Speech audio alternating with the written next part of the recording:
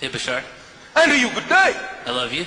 Our love to you as well, unconditionally. I have a question. Important word in your reality.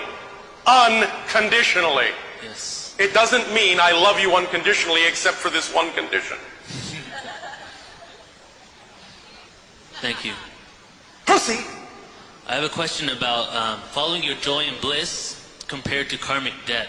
When you incarnate and Yes. You have karmic debt in this society, a lot of people say that negative things happen because of karma, but what does that got in relation to following your bliss? Thank you. The answer is that karma is completely self-imposed. It is not something that happens outside. It is simply the recognition of balance. That's all it is. And when you talk about such a thing or define such a thing as a so-called karmic debt, all you're saying is that you chose to come into this life with a certain theme of exploration, and that's it. And that you will explore that theme to create knowledge, expansion, and balance within yourself.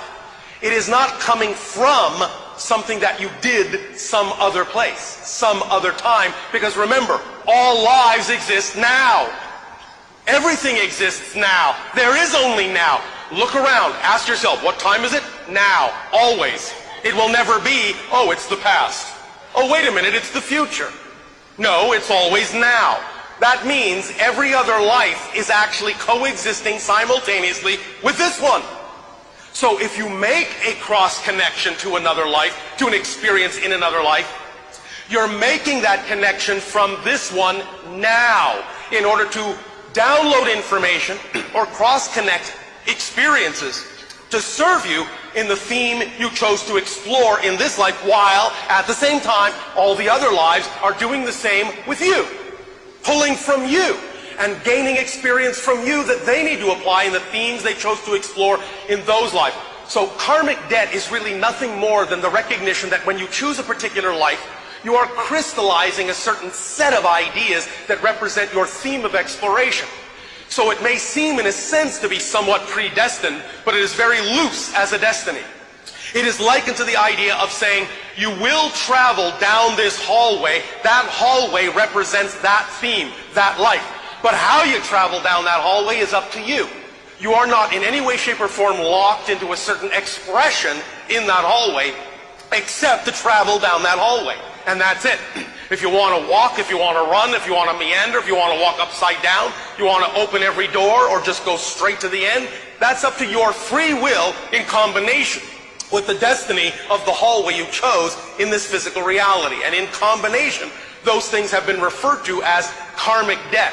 But karma is completely self-imposed, and the whole idea really is that once you realize karma is completely self-imposed, there is no more karmic debt.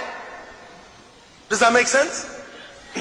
You are then free, truly free to understand, to choose what you prefer.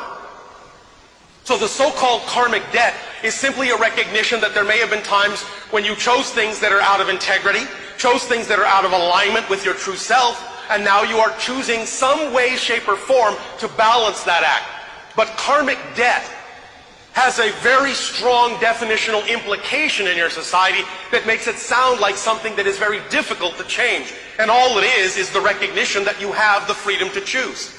And to choose what you prefer. And to be who you really are. And once you choose that, then karma evaporates as a concept. It only just becomes the idea then of reflection and choice and balance. And from that point forward, you only choose what you prefer, while validating all other choices at the same time. You must validate what you don't prefer in order to be capable of choosing what you do prefer, because everything has to be equal. You cannot give more energy and more charge to the things you don't prefer, because otherwise you're actually choosing them.